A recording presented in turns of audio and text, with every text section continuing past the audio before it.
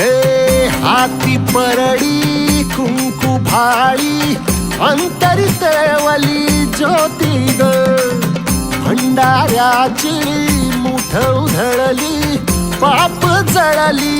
कोटी ग सेवेसाठी आलो दुरुनी तूच जीवाचा जीव स्वामिनी होऊ दे मंगल आई ग